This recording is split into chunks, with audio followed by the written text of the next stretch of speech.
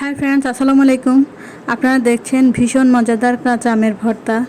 দেখতে থাকুন, ভালো লাগবে ইনশাল্লাহ।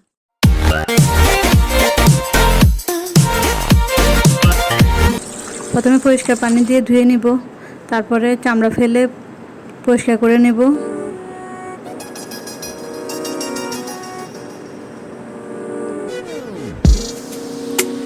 এখন মেশিন দিয়ে সবগুলো আমকে ছোট ছোট টুকরা করে নেব। সরিষা গুঁড়া বা কাসুন্দি দিয়ে দিব, চিনি দিয়ে দিব, খেজুরের গুড় দিব,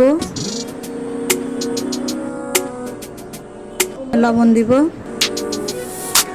কাঁচা মরিচ কেটে দিব, ভালো করে মিক্স করে নিব।